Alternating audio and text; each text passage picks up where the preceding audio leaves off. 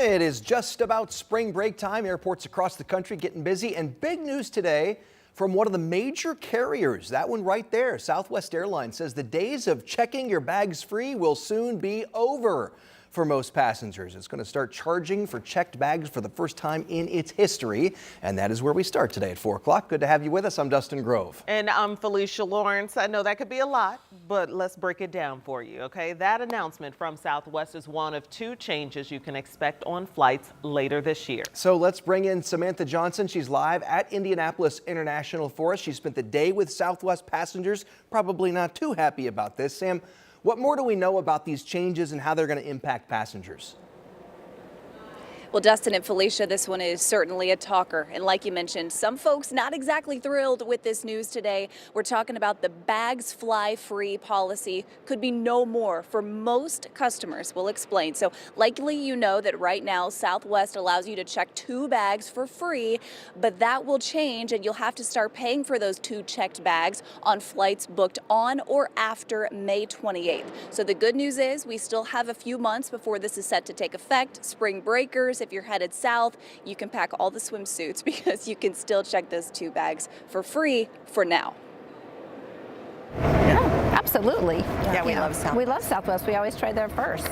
But if you're paying for a bag both ways, then it kind of adds up, and then I might look around. Bags fly free for now here at Southwest. It's been very helpful, of course, and affordable to fly Southwest. So that's just something I'm going to have to reconsider now. Self-proclaimed heavy packers rethinking their travel plans. Yeah, for sure, because like I said, it's going to up the cost. Not all passengers are feeling the weight, like Marshall Davis, who's on a work trip. The company pay for them, so I'll be all right. Southwest says it has the most nonstop flights in the U.S. It's great from Indy to go a lot of different places that we seem to travel. And I really haven't had any issues with their stewardess, so their customer service has been good too. And soon Southwest will also swap out its open seating for assigned seating later this year. I think I would like that just because if I'm flying with my significant other, we're not guaranteed to get a seat together. That's okay, because I We don't care where we sit. No. Just so we get there. All right, so a lot of those passengers keeping their airline options open over the next couple months. Here's some good news, though. I want to read this to you. The Rapid Rewards A-List preferred members, that's a mouthful, but if that's you, you will still get 2 checked bags for free as part of this new update. If you're another level of reward member, you will still get 1 checked bag for free. So, guys, it's a lot of information to break down. Obviously, a big change, too. Yeah. We've got the information for you at WTHR.com. Okay, clearly we need to get rid of some of this baggage, folks. Travel light. That's right. That's right. So bring a carry-on if you can. Yeah. All right, That's what we Sam. should be doing Thank you. anyway.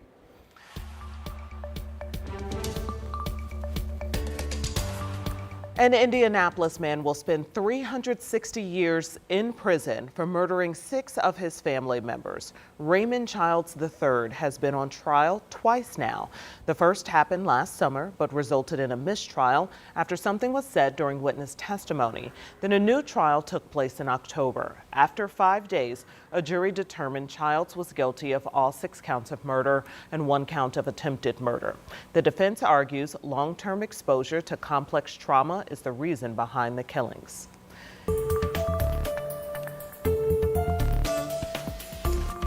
And Justin, the markets closed a few minutes ago and another down day. You can take a look here. It's a lot of red. And despite the drops there, President Trump says he is sticking with his trade policies. In fact, he announced he is doubling tariffs planned for Canadian aluminum and steel from 25 to 50%. Those tariffs set to go into effect tomorrow. This is retaliation for Ontario's 25% surcharge on electricity exports to 3 U.S. states starting Monday. I know this is a lot to follow here, a lot of back and forth. Those 3 states are New York, Minnesota, and Michigan.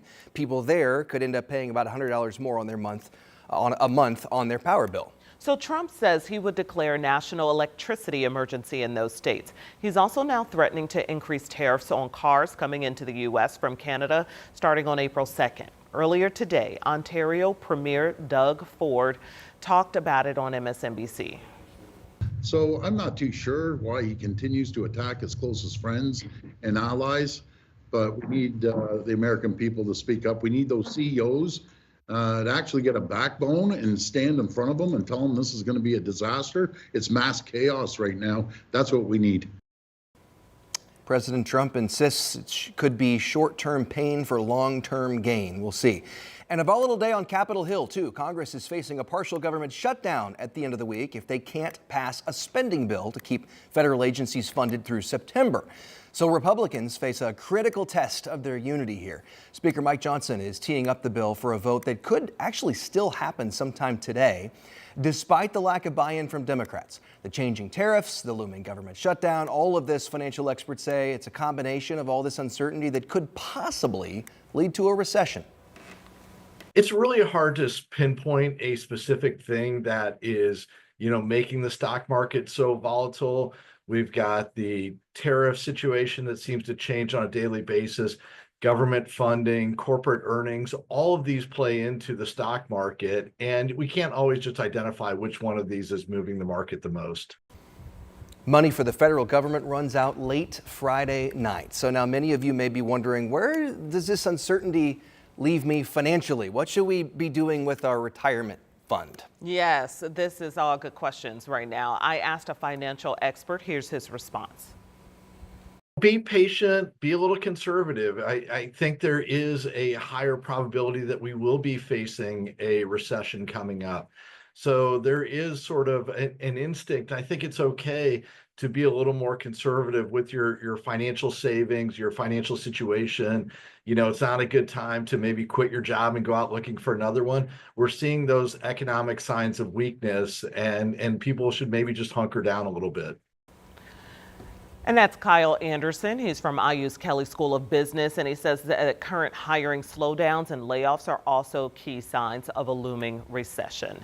We will continue, of course, to follow what's going on nationally as well as locally. All right, let's take a live look outside on this beautiful afternoon. Every day we keep saying, could it get any better? Could it get any better? And it got better. It gets better.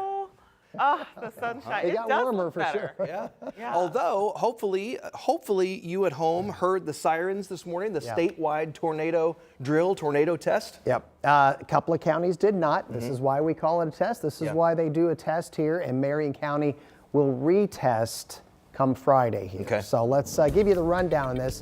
Hancock, Marion County, the sirens did not go off. But again, this is why we have a statewide tornado drill. We also want to point out, don't rely on these sirens to warn you. They're specifically for outdoor warning.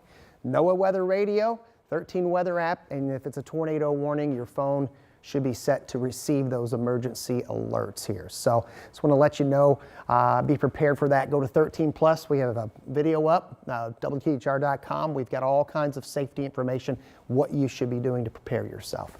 Nothing severe today, just severe, clear, and as expected, our warmest day of the year, 70 plus. Told you this last week that it was on the way. We also talked about that lake front that was coming down that would impact northwest Indiana. And is it ever impacting northwest Indiana?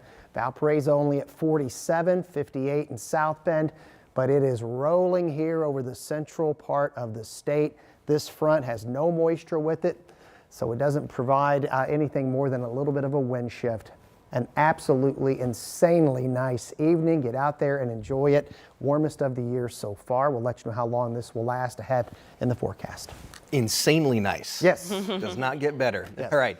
Just hours ago, we got an update, an important update on the investigation into that deadly midair collision in Washington remember that Army helicopter and the commercial flight slammed into each other over the Potomac. 67 people died in that incident. NBC's Aaron McLaughlin has details just in from the National Transportation Safety Board. Today, the NTSB issuing urgent safety recommendations following that mid-air collision back in January, which killed 67 people. We were briefed today by the NTSB chair, Jennifer Hamady, who said that they were urgently recommending that helicopter traffic around Reagan National Airport be severely restricted in the wake of the tragedy. And she was pointing to some startling statistics between 2011 and 2020. 2024. There was at least one traffic alert and collision avoidance advisory triggered per month due to the proximity of a helicopter. In over half of the encounters reviewed, the helicopter in question may have been above the route altitude restriction, and that 2/3 of the events occurred at night. Hamidi expressed during the briefing that she's absolutely devastated for the family, saying, quote, "It shouldn't take a tragedy to require immediate action." Meanwhile, the investigation into the crash continues. A final report determining the probable cause could take months. Back to you.